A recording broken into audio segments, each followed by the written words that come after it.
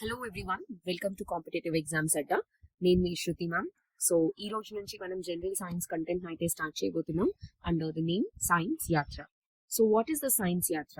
ఈ సైన్స్ యాత్ర ఎక్స్క్లూజివ్ గా కాంపిటేటివ్ ఎగ్జామ్స్ అడ్డాలోనే మీకు దొరుకుతుంది. అండ్ మోర్ ఓవర్ అన్నిటికన్నా బెటర్ ఏంటంటే it is exclusively the free content. So ఇది ఒక సైన్స్ మ్యాగజైన్ స్టూడెంట్స్. మొత్తం ఎఫ్బిఓ ఏబిఓలో మీకు జనరల్ సైన్స్ కేటగిరీలో ఉన్న 8 సబ్ టాపిక్స్ ని నేను ఇక్కడ మీకు డైలీ వీడియో బై వీడియో నేను కవర్ చేస్తూ ఉంటాను. Okay, so let us start the video without any further delay. So science యాత్రలో మనం టాపిక్స్ ఎట్లా ఉంటాయి మేడం అంటే exactly in the form of syllabus given in the notification. For example మనం చూసుకోవచ్చు ఇక్కడ సోర్సెస్ ఆఫ్ ఎనర్జీ అనేది మన first topic. So sources of energy ఇవన్నీ కూడా మీరు ఆల్రెడీ మీకు తెలిసే ఉంటాయి. Renewable, non renewable sources of energy. ఇది ఇందులో రెన్యూవబుల్ లో టైప్స్ ఏంటి, నాన్ రెన్యూవబుల్ లో టైప్స్ ఏంటి. ఒకవేళ సోలార్ ఎనర్జీ సన్ దగ్గర నుంచి మనకి వచ్చే ఎనర్జీని మనం లైట్ ఎనర్జీని కాస్త కెమికల్ ఎనర్జీగా, ఎలక్ట్రికల్ ఎనర్జీగా మార్చుకోవడం వల్ల ఈ ఎర్త్ మీద చాలా పనులు జరుగుతుంటాయి. ఫర్ ఎగ్జాంపుల్ ఒక మొక్క దాని ఫుడ్ ని ఎలా ప్రిపేర్ చేసుకుంటుంది? సన్ నుంచి వచ్చే లైట్ ఎనర్జీని అది కెమికల్ ఫామ్ లో, గ్లూకోజ్ ఫామ్ లో మార్చుకుని ఆ కెమికల్ ద్వారా తన ఆహారాన్ని ప్రిపేర్ చేసుకుంటుంది. అదే మనం సోలార్ కుక్కర్స్ కానీ, సోలార్ ల్యాంప్స్ కానీ, సోలార్ వాటర్ హీటర్స్ కానీ ఇవన్నీ కావాలంటే అక్కడ లైట్ ఎనర్జీ కాస్త ఎలక్ట్రికల్ ఎనర్జీగా మారుతుంది. దానిలో ఉన్న ప్రిన్సిపల్ ఏంటి? ఆ వేడి సోలార్ ఎనర్జీని, ఆ సోలార్ లైట్ నుంచి వచ్చే వేడి అంతటిని కూడా ఎలా మనం యూజ్ చేసుకుని కుకింగ్ చేస్తున్నాం, హీటింగ్ చేస్తున్నాం, రెగ్యులర్ డైలీ పర్పసెస్ కోసం ఎలా వాడుకుంటున్నాం అని చెప్పేదే ఈ సోలార్ ఎనర్జీలో మనం కవర్ చేయాల్సింది. తర్వాత విండ్ ఎనర్జీ, హైడ్రో ఎనర్జీ అంటే మీ అందరికీ తెలుసు, వాటర్ ఎనర్జీ, జియోథర్మల్ అంటే ఎర్త్. జియోథర్మల్ అంటే మీకు ఆ వర్డ్ లోనే 2 పార్ట్స్ ఉన్నాయి. ఎర్త్ నుంచి వచ్చే వేడి ఏదైతే ఉందో, ఎర్త్ లోపల ఉండే ఆ హాట్నెస్ ఏదైతే ఉందో, జియోథర్మల్ వర్డ్. సో ఇలా మనం వర్డ్ ని కూడా బ్రేక్ చేసుకుంటూ మీనింగ్ తెలుసుకుందాము. అసలు జియోథర్మల్ లో చాలా రకాలు ఉంటాయి మీకు, అవన్నీ కూడా నేను మీకు క్లియర్ గా ఎక్స్ప్లెయిన్ చేస్తాను. Biogas, hydrogen, alcohol. ఇప్పుడు ఈ మధ్య హైడ్రోజన్ ఫ్యూయల్ అని చాలా ఫేమస్ అయింది. సో దానికోసం కూడా మనం నేర్చుకోవాలి. అండ్ నాన్ రెన్యూవబుల్ రిసోర్సెస్ లో ఇవన్నీ కూడా మీకు 10th స్టాండర్డ్ లోపు ఉండేవే ఉంటాయి. అండ్ ఫ్యూ థింగ్స్ అంటే మంగళ టర్బైన్ లాంటివి కొంచెం మనం స్పెషల్ గా ఫోకస్ చేయాల్సి ఉంటుంది. So this is regarding the first chapter. Next going to the second one, that is living world. ఇది మీరు 6th 7th క్లాస్ లెవెల్స్ నుంచే ఈ చాప్టర్ అనేది కవర్ అయిపోతుంది. అండ్ ఇది చాలా ఈజీ చాప్టర్. మీరు చాలా ఈజీగా దీన్ని చదివి గుర్తుపెట్టుకోవచ్చు. అండ్ డైలీ లైఫ్ ఎగ్జాంపుల్స్, బయట నేచర్ లో ఎలా అయితే న్యూట్రిషన్ అంటే ఏం లేదు, ఒక ఆర్గానిజం, ఒక జీవి తనకి ఆహారాన్ని ఎలా తెచ్చుకుంటుంది, ఆ తెచ్చుకునే మోడ్ ప్రాసెస్ ఏదైతే ఉందో దాన్ని టైప్ ఆఫ్ న్యూట్రిషన్ అంటారు. ఇప్పుడు మొక్కలు తనంతట తాము సెల్ఫ్ గా చేసుకుంటాయి కాబట్టి ఆటో సెల్ఫ్ న్యూట్రిషన్. అదే మనం ఏం చేస్తాము, అదర్స్ మీద డిపెండ్ అవుతాం. అయితే ప్లాంట్స్ మీద డిపెండ్ అవుతాం, లేకపోతే యానిమల్స్ మీద డిపెండ్ అవుతాం. సో అదర్స్ మీద డిపెండ్ అయ్యి మనం న్యూట్రిషన్ తెచ్చుకుంటాం కాబట్టి other nutrition, hetero others, okay, troph nutrition. So ఇలా అయితే మనం కవర్ చేయబోతున్నాం. So this is regarding the living world. చాలా ఈజీ చాప్టర్, 6th 7th లెవెల్లోనే మనకి ఇది ఉంటుంది. నెక్స్ట్ మనం చూసుకుంటే ట్రాన్స్పోర్టేషన్ అండ్ ఎక్స్క్రీషన్. ఇది కొంచెం మీరు 8th 9th 10th chapters level standard వరకు ఉంటుంది. అయినా సరే చాలా ఈజీ. బ్లడ్ గ్రూప్స్ అనేది నాలెడ్జ్ మీ అందరికీ ఉండాల్సిందే కంపల్సరీగా. ఏ బ్లడ్ గ్రూప్ కి ట్రాన్స్ఫ్యూజన్ చేయొచ్చు, ఎవరు యూనివర్సల్ డోనర్స్, ఎవరు యూనివర్సల్ రెసిపియన్స్, ఇలాంటివన్నీ ఈ చాప్టర్ లో మనం చదువుకోవాల్సి ఉంటుంది. ట్రాన్స్పోర్టేషన్ ఇన్ ప్లాంట్స్ అంటే ఇక్కడ 2 మనం చదవాలి. వాటర్ అనేది జైలం అనే టిష్యూ ద్వారా వాటర్ ట్రాన్స్పోర్ట్ అవుతుంది. Minerals and food, okay, water minerals వచ్చి మనకి జైలం ద్వారా ట్రాన్స్పోర్ట్ అయితే ఫుడ్ అనేది ఫ్లోయం అనే టిష్యూ ద్వారా ట్రాన్స్పోర్ట్ అవుతుంది. ఒక మొక్కలో ఈ ఫుడ్, వాటర్ అనేది ఎలా అయితే సర్క్యులేట్ అవుతుందో అదే విధంగా మనకి హ్యూమన్ బీయింగ్స్ లో బ్లడ్ అనేది అలా సర్క్యులేట్ అవుతూ మనకి న్యూట్రియంట్స్ ని, వాటన్నిటిని మన సెల్స్ కి అందిస్తూ ఉంటుంది.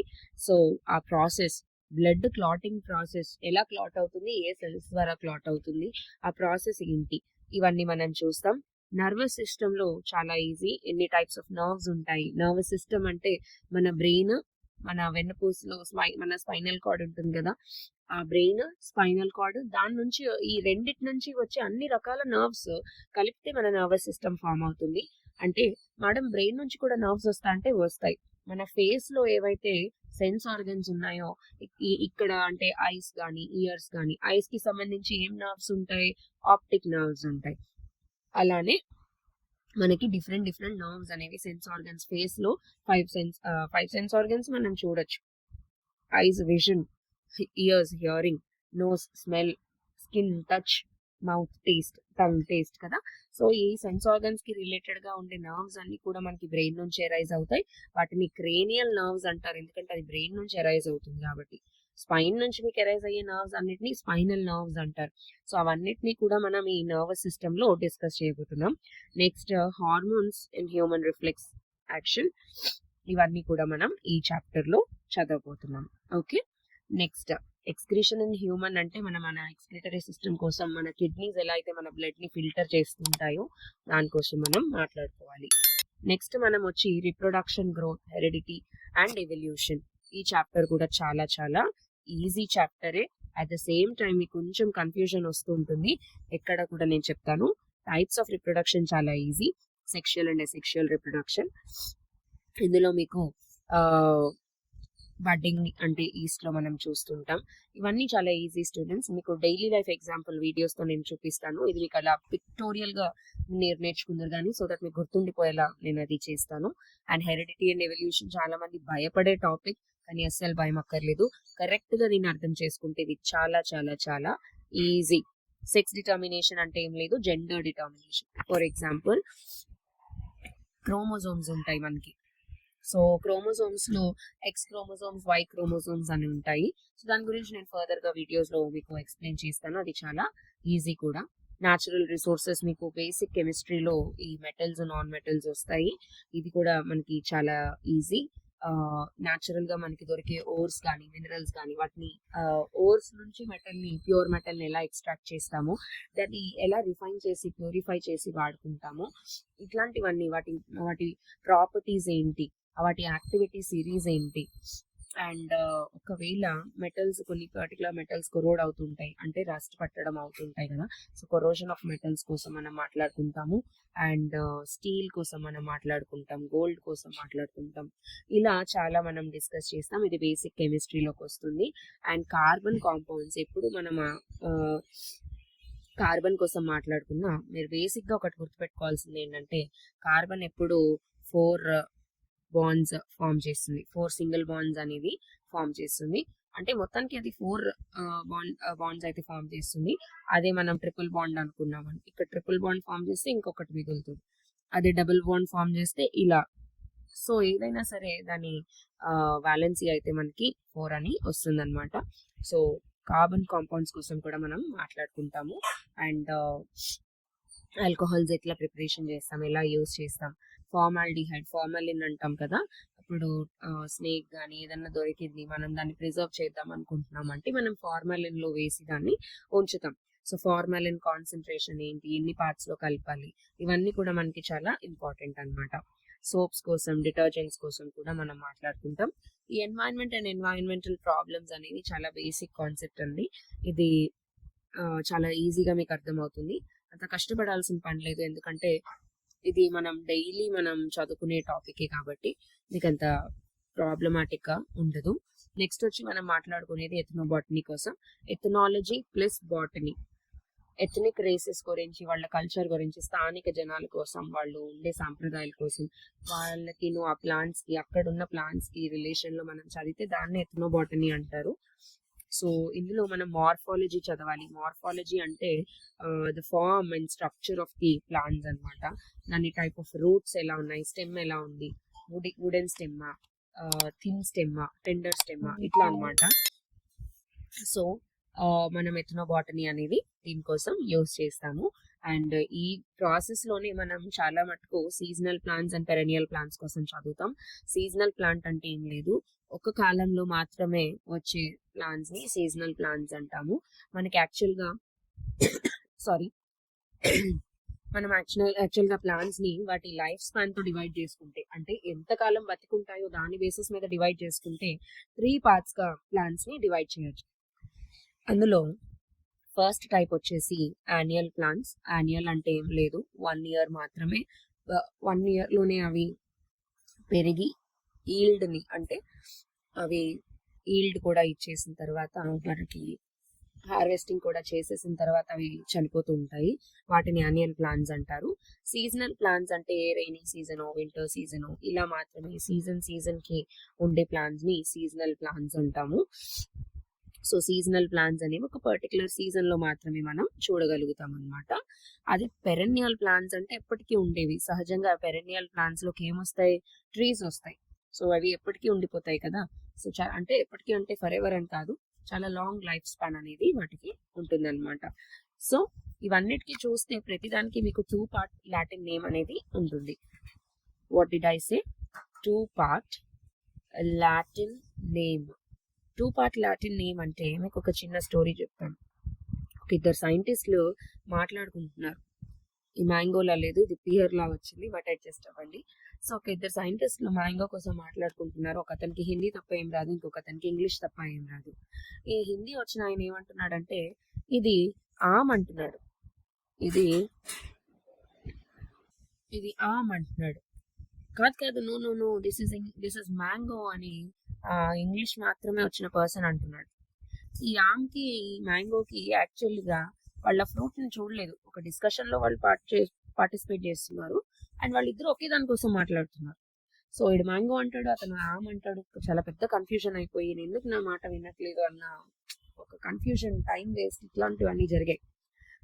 సో ఎప్పుడైనా సరే ఒక లివింగ్ ఆర్గానిజం కోసం మాట్లాడుకుంటున్నప్పుడు మనకున్న కొన్ని వేల భాషల్లో కన్ఫ్యూజన్ అనేది రాకూడదు. లోకల్ నేమ్స్ తో మనం పిలుచుకుంటూ ఉంటే అది చాలా కన్ఫ్యూజన్ ని క్రియేట్ చేస్తుంది. కాబట్టి అలా కన్ఫ్యూజన్ రాకుండా ఆల్ ఓవర్ ది వరల్డ్, ప్రపంచం మొత్తం మీద వాటిని ఒకే పేరుతో, సైంటిఫిక్ పేరుతో పిలవాలి అని చెప్పి స్టార్ట్ చేసిందే బైనామియల్ నామెన్క్లేచర్. బైనామియల్ అంటే 2, బై అంటే 2, నామియల్ అంటే నేమ్స్. నామెన్క్లేచర్ అంటే ఏంటి? నామెన్క్లేచర్ అంటే the process of naming. Okay, so 2 part Latin name అనేది మనం పెట్టడం జరిగింది. ఇది కైరలస్ లిన్నేయస్ చేసిన పని. సో ఆయన ఎంతో శ్రమతో లివింగ్ ఆర్గానిజం కి ఇట్లా 2 పార్ట్ లాటిన్ నేమ్ అనేది ఇచ్చారు. ఫర్ ఎగ్జాంపుల్ ఇక్కడ మనం చూస్తున్నాం, సోయా పేరేంటి? Glycine max. తులసిని ఏమని పిలుస్తాం? ఆసిమం శాంక్టమ్. ఆసిమం అనేది ఏంటంటే నేమ్ ఆఫ్ ఇట్స్ జీనస్, అందుకే జెనరిక్ నేమ్ అంటాం. ఎప్పుడైనా మీరు నేమ్ రాసినప్పుడు ఓ అనేది క్యాపిటల్, ఫస్ట్ నేమ్ అనేది క్యాపిటల్ లెటర్ తో స్టార్ట్ అవుతుంది. ఇప్పుడు జెనరిక్ నేమ్ క్యాపిటల్ లెటర్ తో స్టార్ట్ అవుతుంది. అదే మీరు ఆసిమం శాంక్టమ్ అని రాస్తే ఎస్ అనేది స్మాల్ లెటర్ రాయాలి. ఎందుకంటే మీరు అబ్జర్వ్ చేయండి, స్పీషీస్ నేమ్స్ అన్ని కూడా స్మాల్ లెటర్ తో స్టార్ట్ అవుతాయి. ఇవి రూల్స్ అన్నమాట. ఈ బైనామియల్ నామెన్క్లేచర్ లో ఈ రూల్స్ అనేవి క్లియర్ గా చెప్పబడ్డాయి. సో మీరేం కంగారు పడాల్సిన అవసరం లేదు. నేనైతే ప్రతి దానికోసం ఒక్కొక్కటి క్లియర్ గా వీడియోస్ చేస్తాను. ఫర్ ఎగ్జాంపుల్ ఇక్కడ మీరు చూస్తున్నారు సెలాస్ట్రస్ పనిక్యులేటస్. ఇదేంటంటే ఇంటెలెక్ట్ ప్లాంట్ అంటారు. దీన్ని తీసుకుంటే ఎక్కువ intellect, memory, thinking power and మనం కళలు వస్తుంటాయి కదా, ఆ డ్రీమ్స్ ని కూడా గుర్తుపెట్టుకోవడానికి ఇలా కొంతమంది క్రియేటివ్ పీపుల్ కూడా దీన్ని వాడతారు. దీని ఇంకా చాలా మెడిసినల్ యూజెస్ ఉన్నాయి. ఇవన్నీ మనం ఎథనోబాటనీలో ఎక్స్ప్లోర్ చేస్తాం. So students, this is about science యాత్ర ఇన్ డీటెయిల్. సో రేపటి నుంచి మనం కొత్తగా ప్రతిరోజు అయితే నేను మీకు వీడియోస్ ని రిలీజ్ చేస్తుంటాను. ఎక్కువ టైం పట్టకుండా మనం ఫాస్ట్ గా అయితే ఈ 8 సబ్ టాపిక్స్ ని కవర్ చేసేద్దాము. నేనైతే రెడీగా ఉన్నాను, మీరు కూడా ఈక్వల్ గా రెడీగా ఉన్నాము మేడం అంటే then we will start. Comment section లో వీఆర్ రెడీ మ్యామ్ అని నాకు కంపల్సరీగా కామెంట్ చేయండి. నెంబర్ ఆఫ్ కామెంట్స్ వస్తేనే నేను ఈ వీడియో సిరీస్ ని కంటిన్యూ చేస్తాను. ఫ్రీగా ఇవ్వడానికి మేము రెడీగా ఉన్నప్పుడు ప్రాపర్ గా యూస్ చేసుకుని వినడానికి మీరు రెడీగా ఉండాలని మాకు తెలియాలి. So all the best everyone, all the best. చాలా తొందరగా మనం ఈ సిరీస్ అయితే స్టార్ట్ చేద్దాము. అండ్ నేనైతే మీకు ఈ కంప్లీట్ పీడిఎఫ్ ని ఇప్పుడు అప్పుడే అందుబాటులో ఇవ్వను. ఎందుకంటే మీరు నాతో పాటు ఈ జర్నీలో నేర్చుకుని నోట్స్ రాసుకున్న తర్వాత నేను మీకు ఈ పీడిఎఫ్ ని రిలీజ్ చేస్తాను. చేసినప్పుడు it will become very easy to remember all these things for you.